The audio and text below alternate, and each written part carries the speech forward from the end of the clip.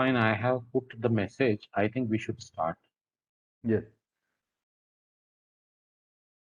We will start with the regular Omkar, requesting you all to sit with your spine erect, keep your shoulders proper, keep your chin parallel to the floor. Slowly inhale.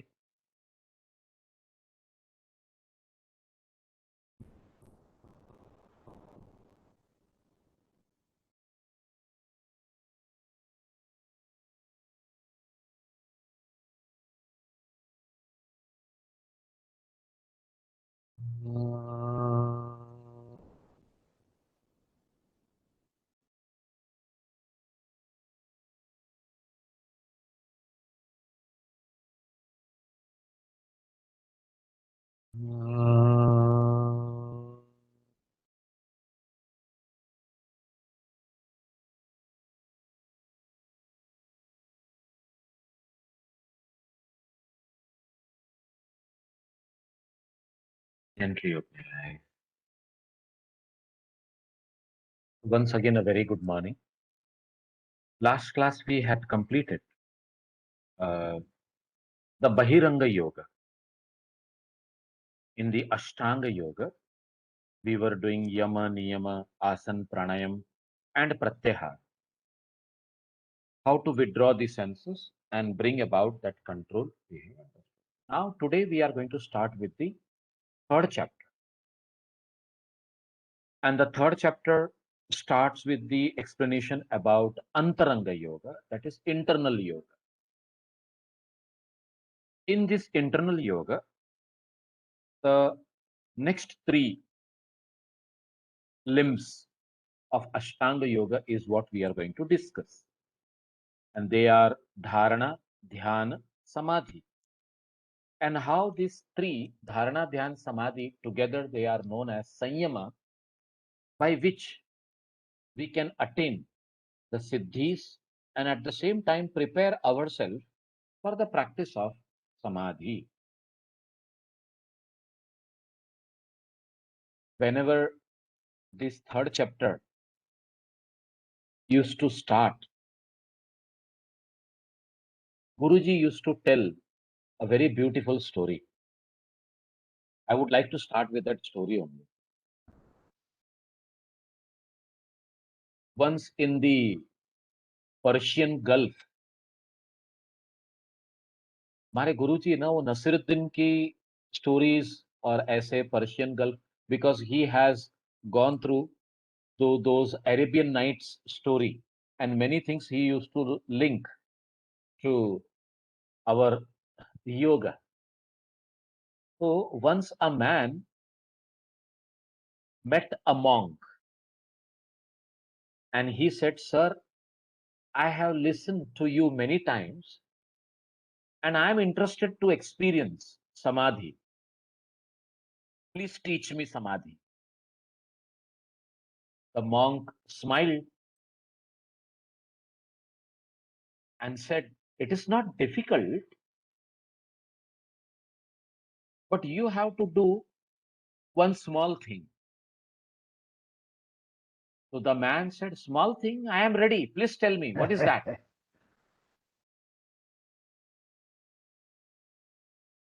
He told to the person, "You should not remember camel for 24 hours. You should not remember camel for 24 hours. After that, come to me, I will teach you Samadhi."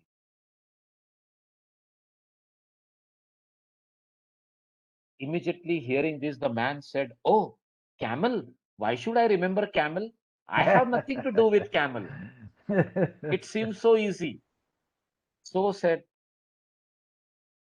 and he merrily went home. Okay, by evening, after not remembering the camel, I will be for the 24 hours, I will be able to not even think about it, and then I will be able to learn Samadhi.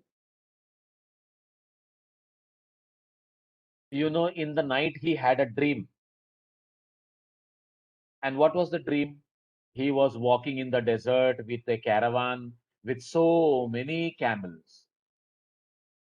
So morning, as soon as he got up, he remembered that he was not supposed to remember camel.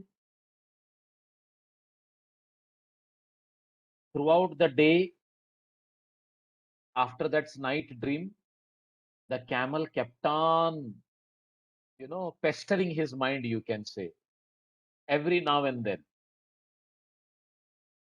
So it was a very strange thing happening with him, and he said कि मैं जितना कोशिश करूं उसके बारे में नहीं सोचने की, उतना ही वो मेरे दिमाग में आ रहा है. The more I tried to discard this camel from my mind, it is coming back to me with full force, he said.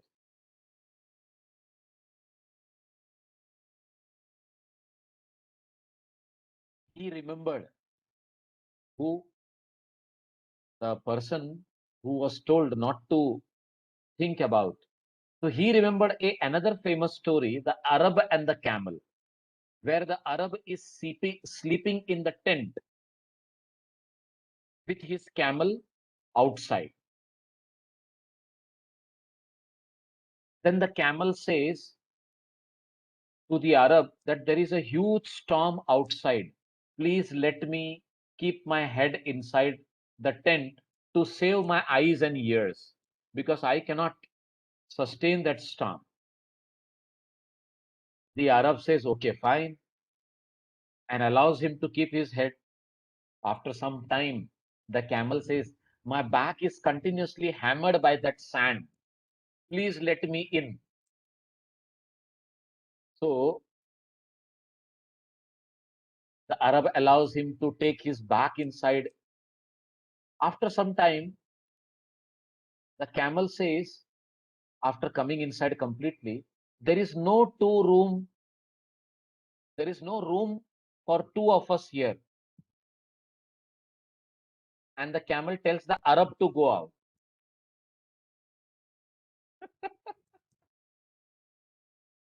So the camel which had entered the man's mind played the very similar kind of, havoc, you can say. And 3 days later, the man came running to the monk and said with folded hands, sir, I don't want to do samadhi, but I just want to get rid of this camel who is there in my mind. So it is it is like, the man told his friend, never ever you try to practice samadhi. It is like sitting on the back of the camel and controlling the sheep in very far desert. So man's mind is like that. If you try to suppress a thought, it will surge up with double force. And in our yoga, it is said that yoga is a way of life. You cannot just practice yoga for an hour and say, I have done yoga. Even if you want to meditate for 5 minutes, what you do in the rest of the 23 hours and 55 minutes really matters. The body mind complex must be purified and disciplined so that we are able to go to the higher levels in our practices. A continuous practice of yama niyama, asana pranayama, detaching the mind from the outer world by the practice of pratyahara. And then there is somewhere the mind becomes eligible for that, inward journey of consciousness. So these three internal yoga limbs of the Ashtanga Yoga, Dharana, Dhyana, Samadhi, which are called as Antaranga Yoga, is what going to be absorbed only if you have done Bahiranga Yoga better. and understood it to a great level. And we all know, जैसे हमने हठ प्रतिपिका में भी पढ़ा, चले वाते चलम चित्तम निश्चले निश्चलम भवेत. The mind will wander if your breath is wandering. And this kind of randomness of the mind is very common experience. The thoughts keep on coming one after another with some or the other kind of intensity. And it shows us, it gives us the sign of that distracted state of mind, vikshipta, chitta. Most of the mental energy is wasted because of this vikshipta mana. Most of our mental energy is wasted on useless thinking, you can say. Of course, there are some people who are able to focus, and they focus really very well, like artists, like musicians, scientists, mathematicians. They seem to be knowing the art of, concentration. Such people, they do find success in life. But many a times, even they get irritated because of the situation. They may be really very expert in their field of activity, but may not be able to handle the other problems of life. What are the other problems, friends? Many, like interpersonal relationships, human relationship. We just cannot say that they have achieved a balanced personality.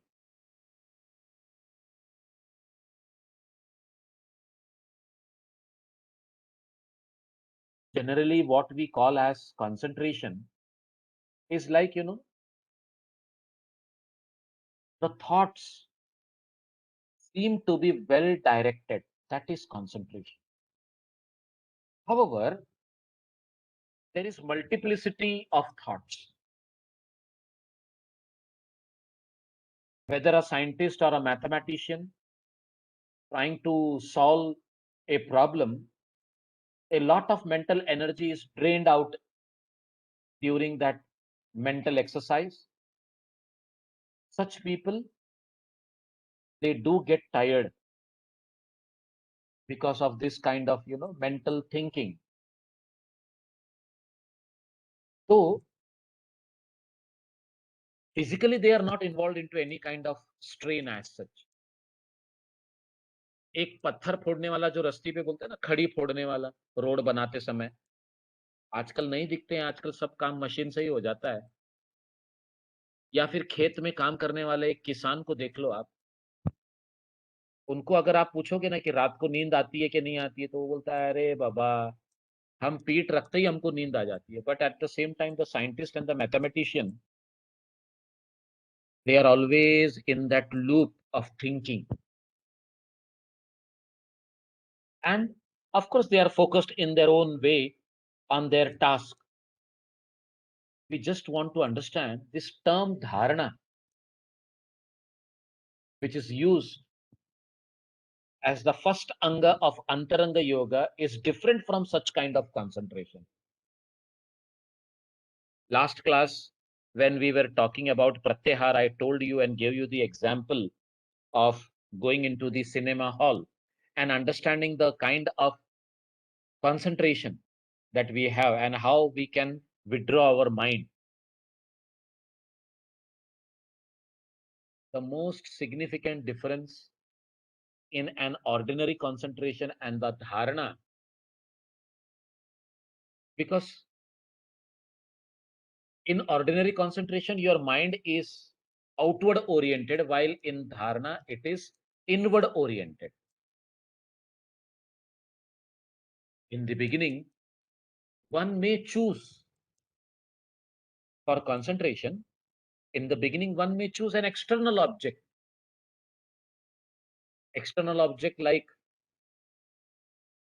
a idol of a deity or any particular point, like Arjuna was given something to focus upon and aim at.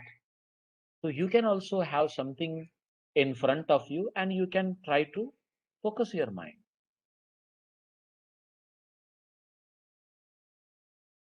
Initially, one can start by focusing externally, but then one should be able to close his eyes and feel the object by his heart.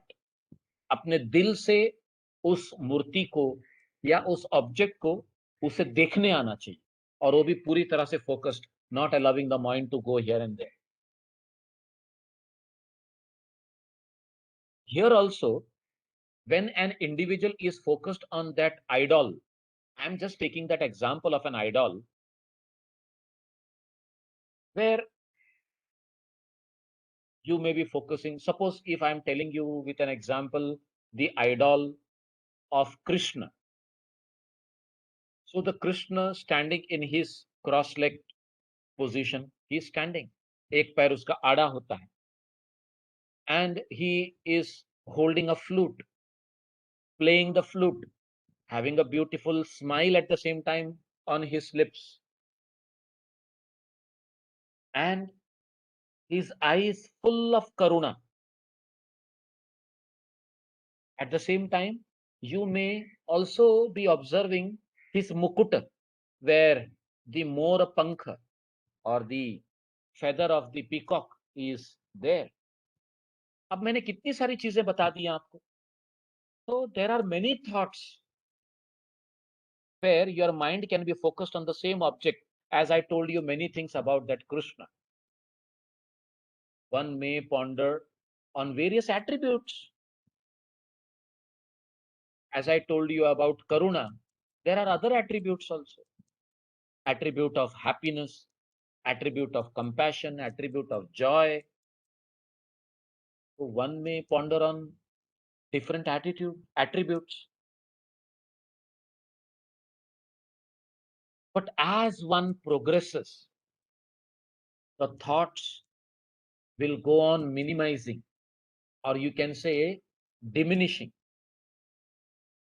Dharana is a process of moving from many thoughts to one single thought. Very clear understanding. ये story देकर, आपको ये example देकर मैं यही बताना चाहता हूं कि when we are doing meditation and we say I cannot meditate because my mind is fluctuating here and there, first train your mind to become focused. To train that mind to become focused, we should organize throughout the day. We should involve ourselves into right kind of deeds.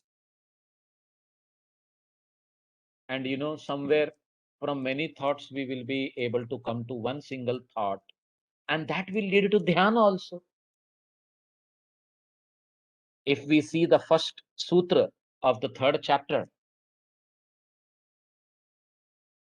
deshabandha chittasya dharana, literally it means confining the mind to a limited field of area, and that is dharana.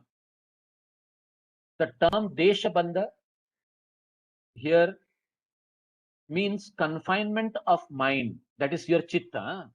When I say mind, please take it as chitta, because Patanjali talks about chitta.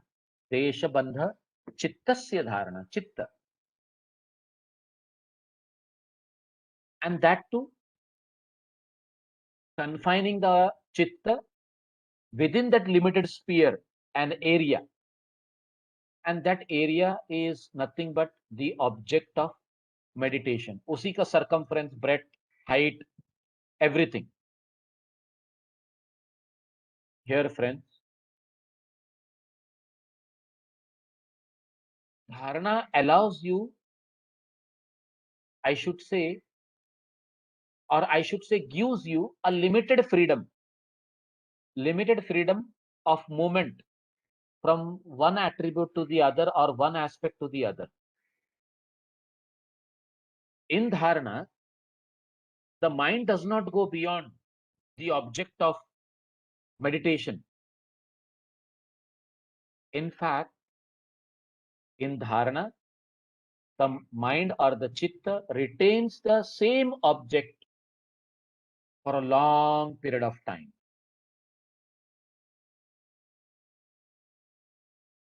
But as we know, every other object has different attribute. And that is the reason, friends, that in dharana, one can move from one attribute to another attribute of the same object. So that is where we are confining our chitta to that particular object and letting the mind to move within that sphere. Now, if I want to tell you,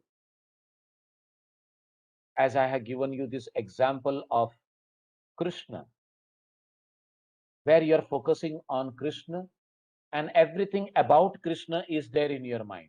No other thought other than Krishna is entering your mind. If any other thought is at all entering your mind, then friends, understand that your dharana is broken.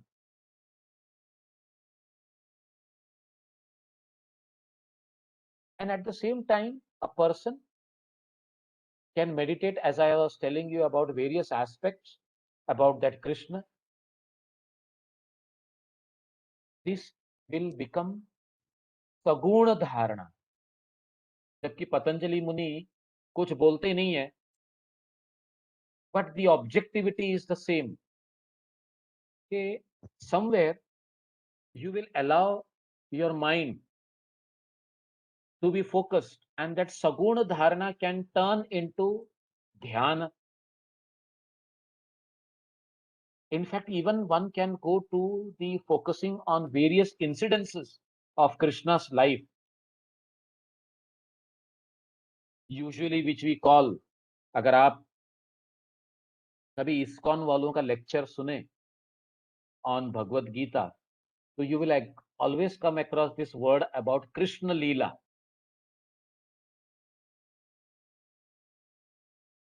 Or now this was incidences of his life or his teachings in Bhagavad Gita. One can meditate or concentrate on that also.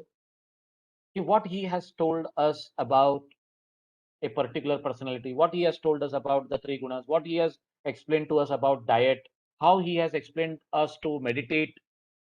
अगर ये एक एक श्लोक के ऊपर भी अगर कभी हम मन को लगाकर अगर उस पर कॉन्सेंट्रेट करेंगे, we can meditate. And this is something they call as letting your mind to be trained to focus upon Krishna consciousness. And they say that this Krishna consciousness will lead you into Nirguna Nirakara Swarupa of God, and that is Krishna, they say. अभी हम philosophically इन सब चीजों को इतना अच्छी तरह से पकड़ते नहीं है, because the ISKCON, they are completely focused on the bhakti part of Bhagavad Gita. ठीक है, due respect to everyone, every philosopher, every commentator, though Shankara's commentary on Bhagavad Gita is observed very much, but you can also you might have also heard about the way we were listening to Asha madam telling us about Vinoba Bhave's point of view. Now, if you go ahead and read about Gita Rahasya, the whole understanding of Lokmanya Tilak, making us understand the Karma Yoga as the real understanding of Bhagavad Gita. So all said and done, this is all about Bhagavad Gita, but at the same time, you can direct your mind to become focused on those aspects which you really want to be within that limitation. That is dharana. In our Vyasa Bhashya, Vyas Muni suggests different points within the body as object of meditation. And he tells us literally, focus on the lotus of the heart or the top of the head, the crown of the head, or the navel region, the Nabhi chakra. He even tells about focusing on the tip of the nose. Of course, we have heard about all these things in Hatha Pradipika, but at the same time, why Vyasamuni is telling us about dharana on our own body and on the different region?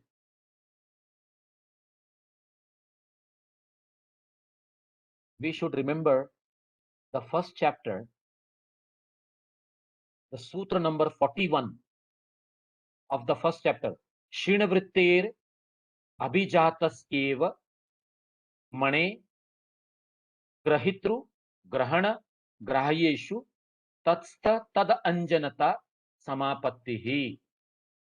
So the concept of samadhi was understood there. In the second chapter, we understood how savitarka, nirvitarka, savichara, nirvichara, samapatti can be understood by letting our mind to go stage by stage. But according to Vyasa Bhashya, the object of dharana literally falls in these three categories. What are these three categories? The same. Grahya, the object. Grahana, the instrument of knowledge or instrument of cognition. And Grahitra is the one who is trying to know the object, the perceiver, you can say. So here, these are the त्रिपुटी. ये धारणा के अंदर त्रिपुटी रहते हैं. और मैं आपको बता दूं, ये त्रिपुटी से हमको द्विपुटी होना है, द्विपुटी से हमको एक पुटी होना है. तो जब हम धारणा से द्विपुटी में आएंगे तो यू आर इन मेडिटेशन. द्विपुटी से जब आप एक पुटी में आ जाएंगे तो दैट विल बिकम समाधि. And this is how the beginning, from the external object, the consciousness is turned inwards to merge first with the what you can call as the pure intellect, what we call as buddhi. तो पहले बुद्धि के साथ में हमें अपने consciousness को एक रूप करना है. And this is what will take us in oneness with Purusha. So here dharana, how we can conclude, dharana is a movement from many thoughts to a single thought. When you intensify this process of dharana, you will start doing dhyana. And it is said this dhyana is going to lead you into samadhi. And that's what is said in the next sutra, where we come across tatra pratyektanata dhyanam. If you see the second sutra, when it says tatra, therein, pratyektanata, the uniformity of the experience in dharana will take you into dhyana. So in dharana, since there are many thoughts, though they may be related to one same object, the experience is continuous.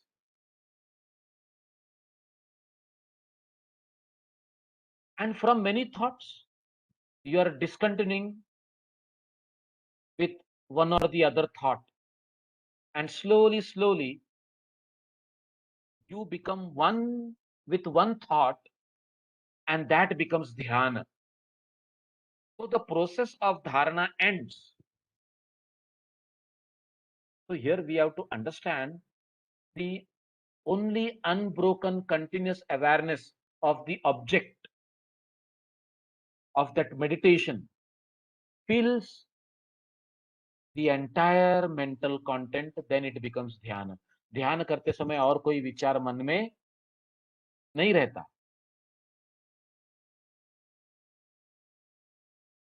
I still remember When my teacher used to explain about this, he used to say and describe dhyana as tail dharavat achinnam. What is tail dharavat? Like an unbroken uniform flow of oil being poured from one vessel to another. That is tail dharavat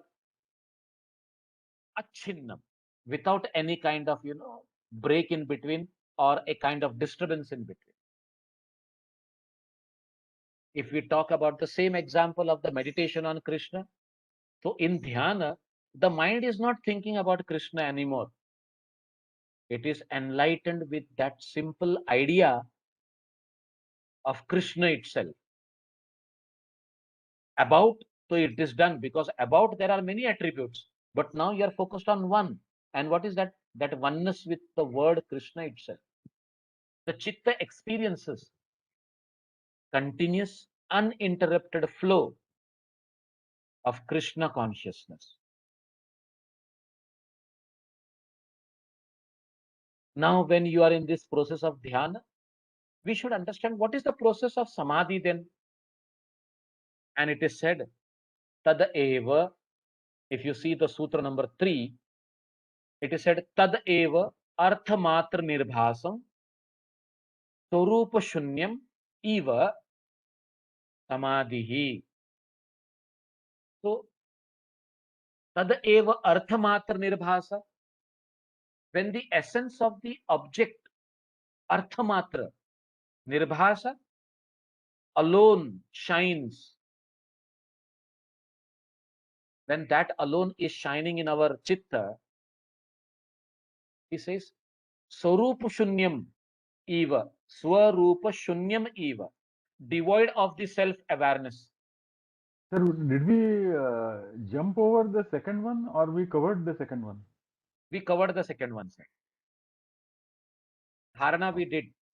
No, Tatra Pratyayikatanata Dhyanam? Yes, Dhyan also done. Okay. Yeah. I think you lost it. You are able to hear me now clearly, or maybe the network problem. Yeah. Okay. So we were saying that Pratyekatanata Dhyanam is that dharana getting converted into one pointedness. That is dhyana. So we were saying that as I was giving you that example of Krishna, in dhyana, what happens? We are not thinking about the many attributes about Krishna, but the person who is focusing on Krishna is now becoming one with the only name or the idea of Krishna. And this chitta, which is experiencing continuous uninterrupted flow of that understanding of Krishna, is getting into that state of dhyana. And that dhyana leads us into samadhi. So when we say the essence of the object alone shines, tadeva arthamatra nirbhasam, and it is said swarupa shunyam eva, devoid of the self awareness, अपने स्वरूप के तरफ पूरी तरह से detach हो जाना, then that is where you are getting into samadhi, where you are becoming totally one with the object of concentration. Let me tell you one thing, friends. The dharana, dhyan, and samadhi, they are all consecutive processes. Intense dharana gets converted into dhyana, and this dhyana, when gets intensified, gets converted into samadhi. So, as I told you, Ekaputi, Dviputi, and Triputi, in dhyana, there is a duality of the subject and the object, the dhyata and the dhyaya, the knower and the object. In samadhi, the meditator loses complete self-awareness, Swarupa Shunyata. Again, the same example of Krishna consciousness. If one is meditating on Krishna in Samadhi, Krishna consciousness fills the content of Chitta. The idea of I am experiencing Krishna vanishes. मतलब मैं कृष्ण पर ध्यान कर रहा हूं, ये खत्म हो जाता है as the self awareness vanishes. The idea I am concentrating on Krishna will certainly vanish as the self awareness vanishes. And in that state, you will be experiencing samadhi. So, what is happening here? The individual consciousness is getting merged with the universal one, and samadhi is beyond experience. In samadhi, what are we experiencing? You won't realize externally, since the experiencer does not exist. The experience is dropped. Hence, samadhi is what you can say is undescribable. You cannot describe samadhi. It is beyond words. I remember Guruji used to say about Ramakrishna Paramahamsa, and used to say Ramakrishna Paramahamsa used to explain samadhi with a simile. And what is that simile? The simile is about a doll made up of salt. The doll which is made up of the salt wants to know the ocean. And since it wants to know the ocean, it jumps into it. Now you tell me, a doll made up of salt, if it jumps into the ocean, is it going to come back? Is that doll, or is she going to come back? No. And suppose a person like us who jumps in the ocean and becomes one with the ocean, and even if comes out, the experience of the ocean will be unexplainable. So the doll is not coming out to explain us what is the experience of being in the ocean. So samadhi ka explanation is really cannot be given. Only what we say is arthamatra nirbhasa swarupa shunyam. So you lose your self awareness as you have become one with the essence of the object. So the subject becomes the object. In the first chapter, we have learned about the Sampragnat Samadhi and Anya, that is Asampragnat Samadhi. The Sutra number 17 and 18 of the first chapter. We have said there, Samprajna means knowledge. It is a state of Samadhi with knowledge or with prajna, with wisdom. In this state, the asmita or the I consciousness only remains. Other things are not there. Any kind of knowledge you take, any kind of knowledge, that knowledge will be accompanied by its power, you can say.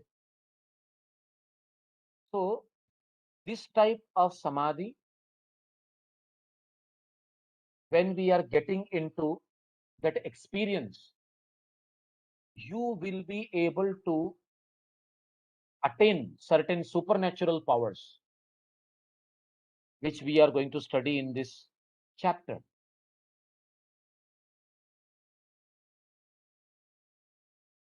And hence, this chapter, because of this supernatural powers, we call it as Vibhuti Pada. Whereas the second type of samadhi, that is asampragnat, will lead us to Nirbija Samadhi and to Kaivalya, you can say. And this is also, one need to know that to reach this level, we have to drop the knowledge and the experience that we have been gathering, even in Sampragnata. Unless and until that is dropped, you cannot become one.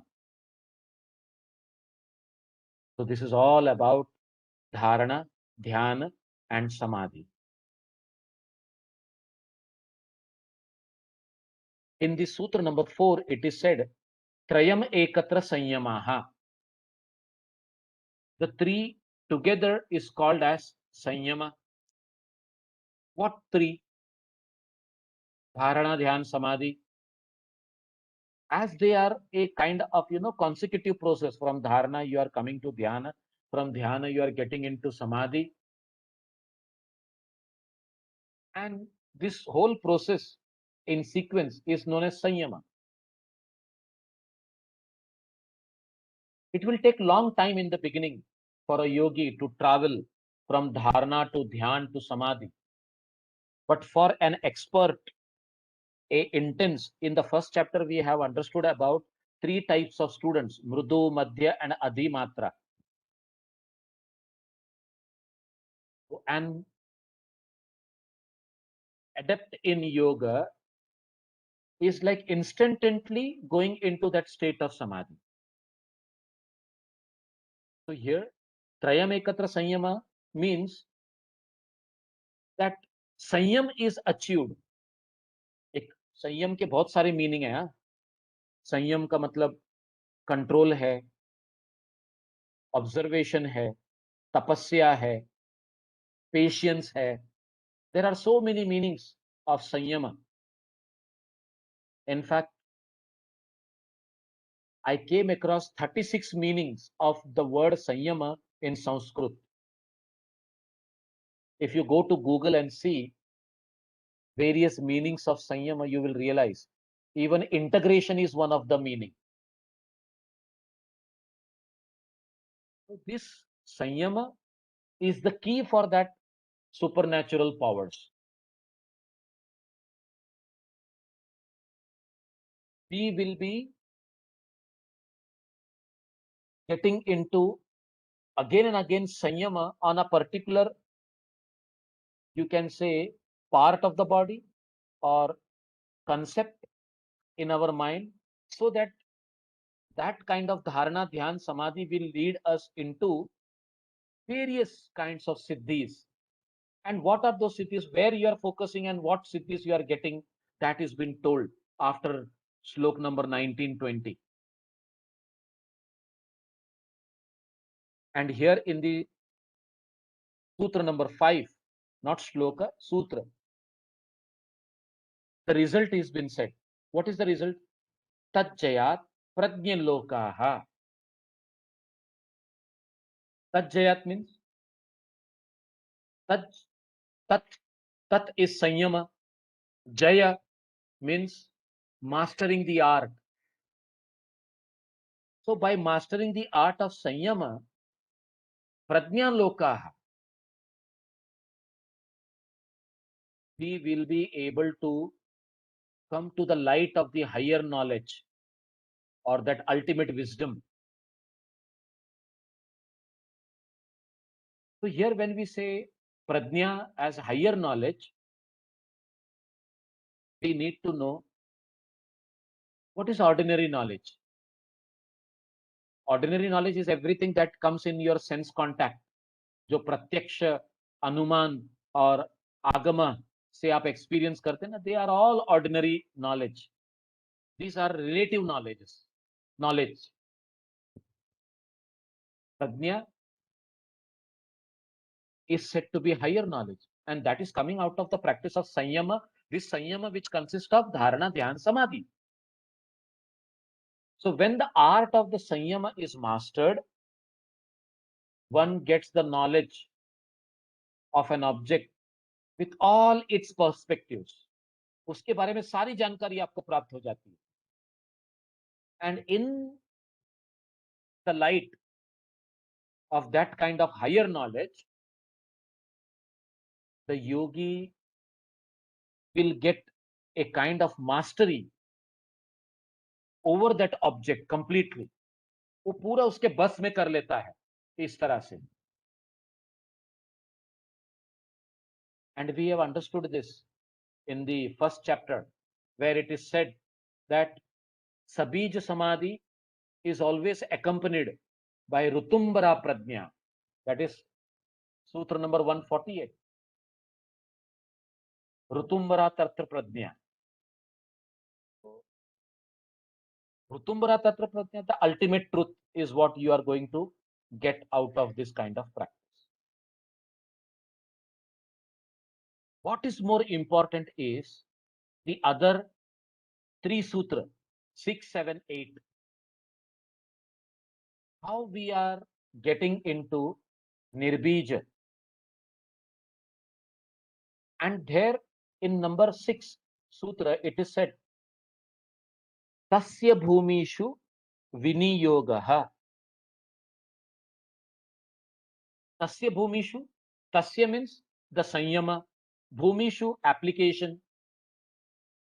So the application of the sanyama has to happen in stages.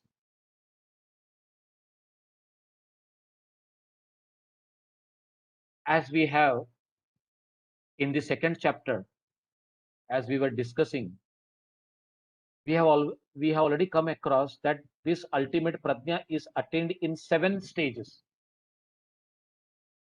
जैसे यहां पर हम पढ़ रहे हैं ना, तज्जयात प्रज्ञ लोकाः, ऐसे हमने सेकेंड चैप्टर में पढ़ा था तस्य सप्तदा प्रांत भूमि प्रज्ञा. I think it is sutra number 27 of the second chapter. So the ultimate prajna is attained in 7 stages. So what are these 7 stages? I told you about 2-3 concepts. One related to Yoga Vashishta, another related to Ashtanga Yoga itself. But let me tell you one thing. When a yogi is practicing Sanyama stage by stage, he is going on attaining higher and higher states of consciousness, and ultimately reaching the highest ability of discriminative enlightenment, Viveka Khyati. This Viveka Khyati leads us to the knowledge of Purusha. हमने पढ़ा ना, योग अंग अनुष्ठानाद अशुद्धि शये ज्ञान दीप्तिरा विवेक ख्याति. The light of knowledge will get enlightened, and that is the discriminative state of Vivek Khyati will come to us. So we can say that depending on a particular state of consciousness, in each of these stages, the corresponding knowledge and the power is going to be attained or is going to be acquired. Of course, in Vyasa Bhashya, it is said that supernatural powers, जैसे कि reading the thought of the other person's mind, is belonging to Sanyama practice in lower stages. सामने वाले के मन में क्या चल रहा है वो जान लेना, ये भी संयम से हम प्राप्त कर सकते हैं, लेकिन ये लोअर लेवल का अटेनमेंट है. He points out that a devotee can attain higher stage by the grace of the God without going through the intermediate stages like preliminary and intermediate. What that devotee has to do? He has to develop a kind of proficiency in respect of the lower stages without applying Sanyama specifically. So devotee is in bhakti. Even Vyasa Bhashya, while explaining this, I was wondering whether he is pro Yoga Sutra or he is pro Bhagavad Gita. This thought came in my mind. So here it is clear. He points out that a devotee can attain the higher stage just by the grace of the God, without going into any of the stages, preliminary, intermediate, and he will be in the final stage. So where is the point of Sanyama there? He doesn't have to apply Sanyama. And in the last chapter of Bhagavad Gita, we came across that aspect in those shlokas from 1865 to 73, 74, where we were coming across. क्या है वो श्लोक? सर्वधर्मान परित्यज्य माम एकम व्रज. आगे का लाइन मुझे sir will be able to मान से. परित्यज्य मामेकम शरणम व्रज. हाँ. And the next line, sir, are you remembering it? He is very clear. I'll तो get कई it. Bar, Just a minute. हाँ, okay fine.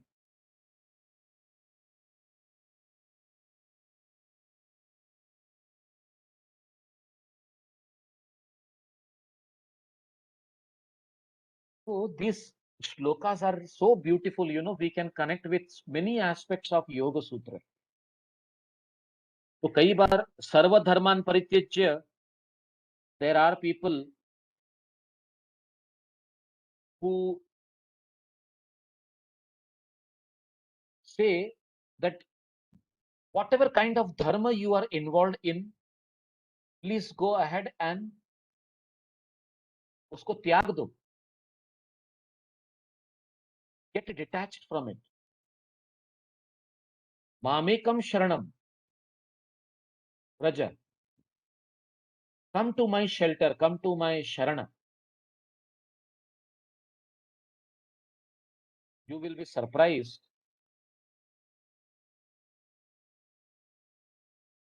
Once I was hearing to a person who was talking about Sarva Dharman Paritajya, and while saying, he said, actually, Vyas Muni means us to understand Adharman Paritajya. तो मैंने इसको बोला, अधर्मान परित्यज्य, what is this?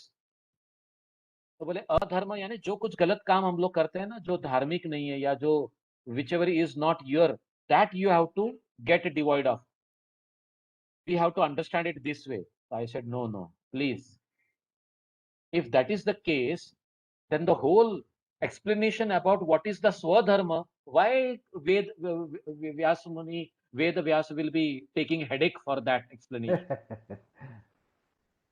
to make us understand the right dharma. So, adharman parityajya is not the context at all.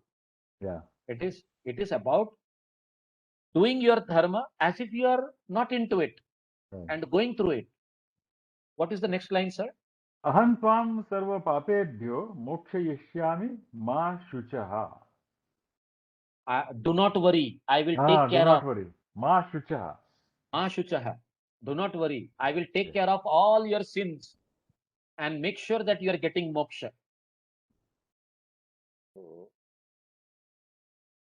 This is the concept of bhakti yoga, where you have to surrender. And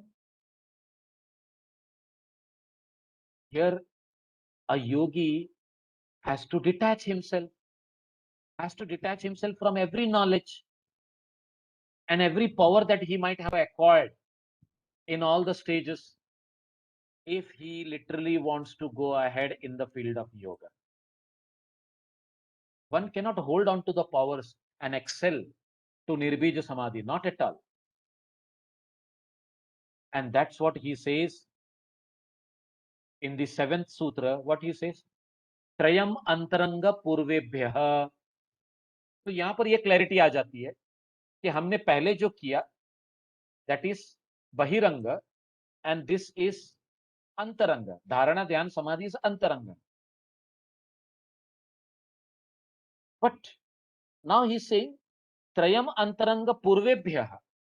These three are internal compared to those stated before, and later on in the next sutra you will see Tad api Bahiranga Nirbijasya.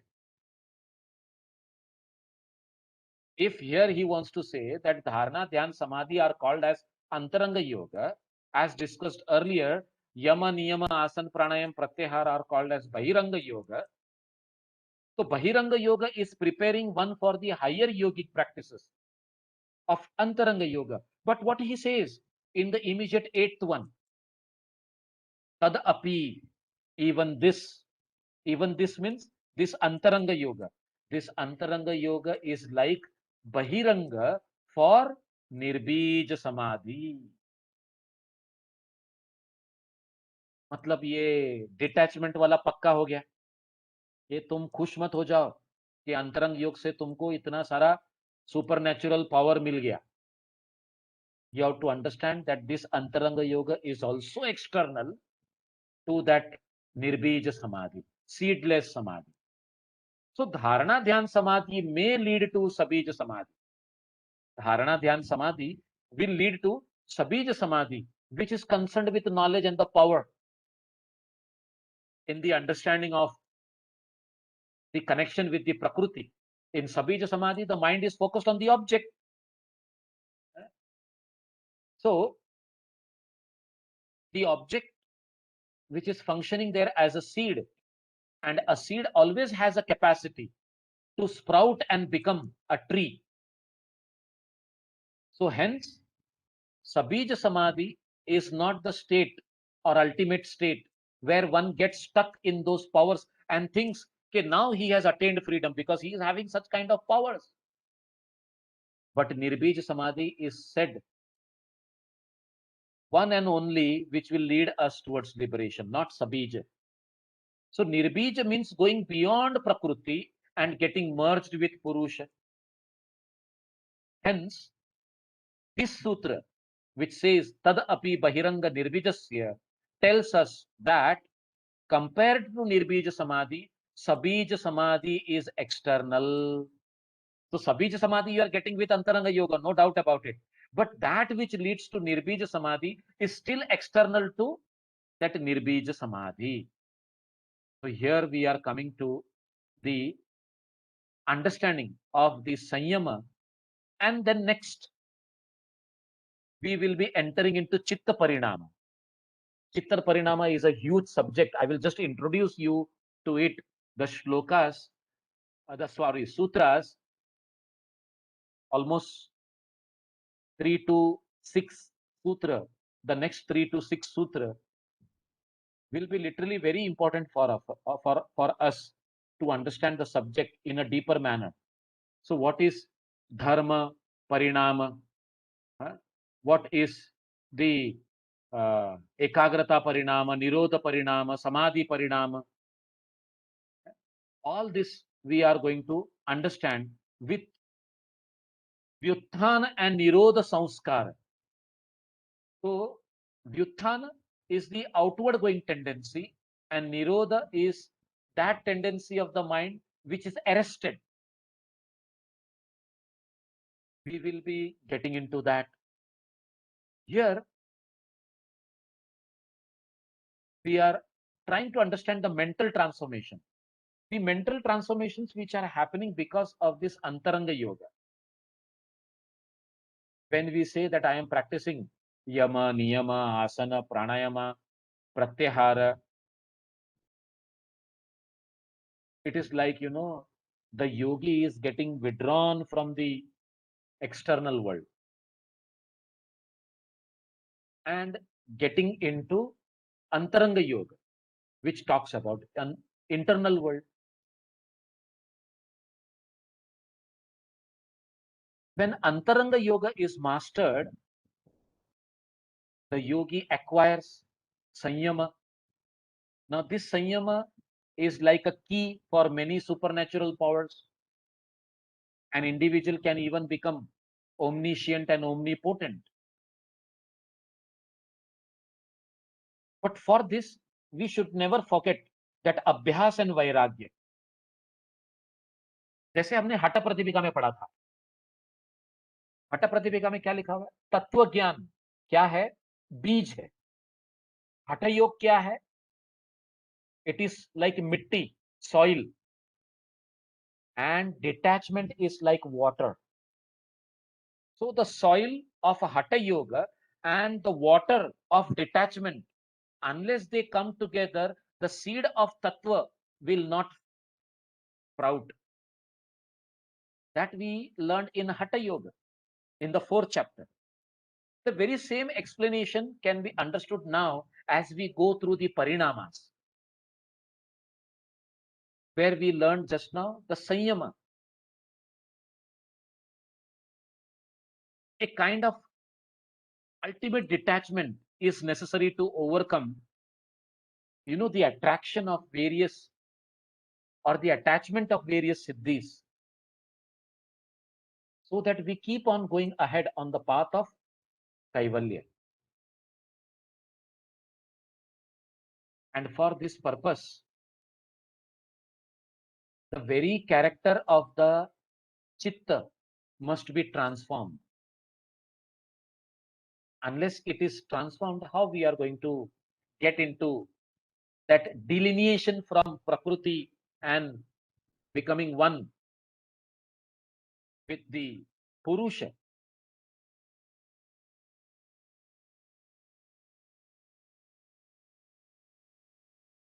So this chitta parinamas,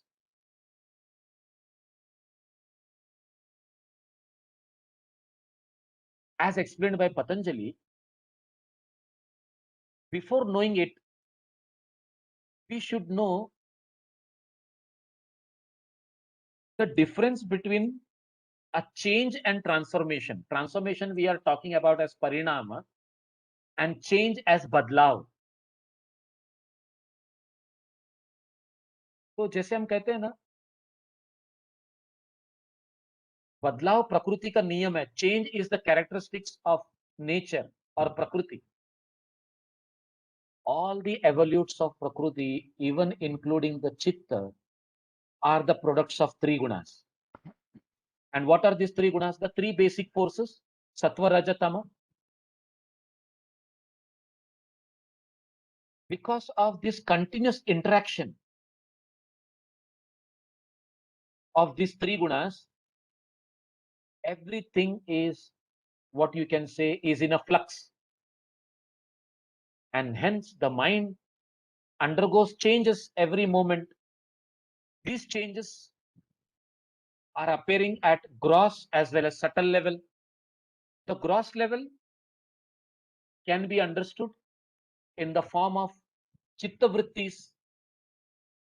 जो चित्त वृत्ति हमने पढ़ी, प्रमाण, विपर्यय, विकल्प, निद्रा, स्मृतयः, स्मृति, ये चित्त वृत्तिस जो हैं, these are grosser level. The subtle changes occur in the sanskaras. These sanskaras are not perceptible, friends, but the nature of the mind is determined by the, what you can say, the total effect of these sanskaras, the latencies. And we know that there are two main type of sanskara. One is vyuthana and the other one is nirodha. The vyuthana sanskara is the outward going mind, and the nirodha sanskara is internal, withdrawal, or the incoming tendency is known as the nirodha, which can be called as a arrested state of mind. And we all know, generally we are involved into vyuthana, which leads to chitta vrittis and the experience of the world. तो व्युत्थान ये ध्यान में रखना, क्योंकि आगे हमको ये आने वाला है और हर एक जगह पर हमको ये समझने की कोशिश करनी पड़ेगी. तो this vyuthana can be brought under control by regular practice of yoga. And finally, we can eliminate this outgoing tendency of our chitta. And what we can do? Accumulate. What we are going to accumulate? The inward going tendency. that inward going tendency is Nirodha Samskara.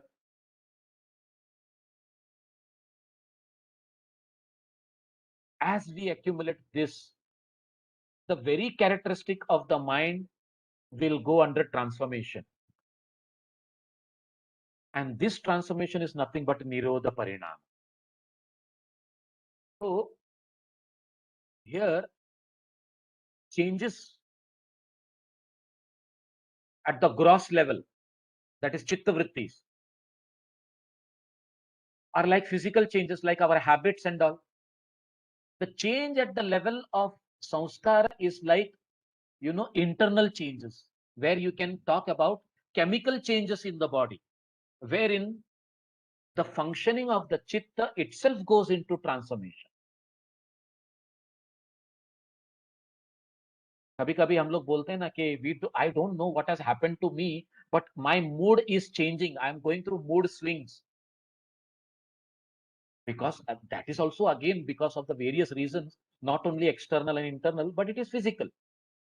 Here,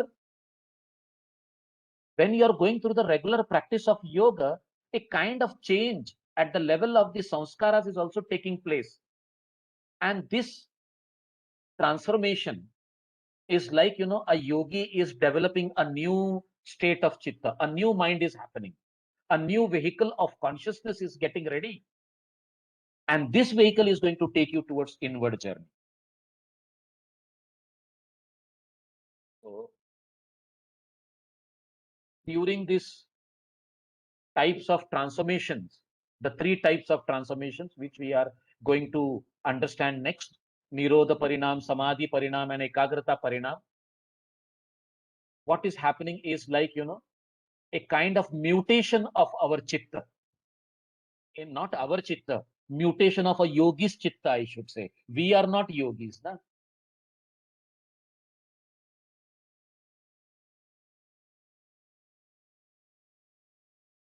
कभी आपने वो caterpillar को butterfly बनते हुए उसके stages को अगर कभी देखा होगा, so you will understand how those changes are taking place from a caterpillar feeding on the leaves, getting into that cocoon, and one day getting the wings and flying. All these things. So the following sutras which we are going to read next, as it is time now, we will be understanding these three parinamas, where the Nirodha Parinam is the most important and the final transformation, which follows Samadhi and Ekagrata Parinam. The Ekagrata Parinam leads to Sampragnata Samadhi, whereas Nirodha Parinam will lead to Asampragnata Samadhi. And the Sutra number 9 is there in front of you, if you see it. But now we will not discuss about it. It says, Vyuthana Nirodha Samskara Yoho Abhibhava Pradurbhavo Nirodha Shana Chittanvayo Nirodha Parinamaha. The simple meaning is, during the suppression of the outgoing latencies and appearances of the latencies of the arrested state, the moment of the silence which occurs is between, like, the chitta and the transformed state. And this state is known as Nirodha Parinam. So first he is explaining to us what is Nirodha Parinam.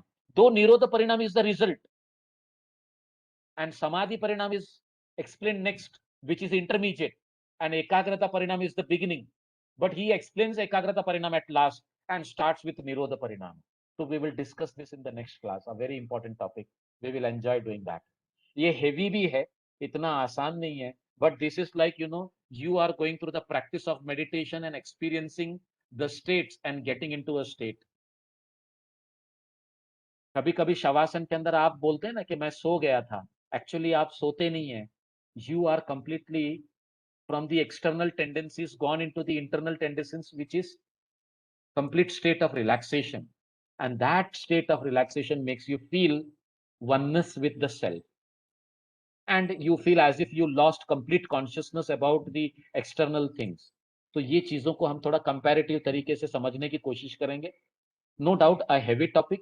Please read from sutra number 9 to 15, which is really going to make you understand. And from 15 onwards, we will be getting into various types of siddhis, which are easy. Just to read the sutra and understand what is happening. That's all. क्योंकि हम तो practice में तो वैसे नहीं है कि भाई हमने अपने नाभि पर फोकस कर दिया और पूरे सूर्य मंडल का ज्ञान प्राप्त हो गया। ऐसा तो अभी वो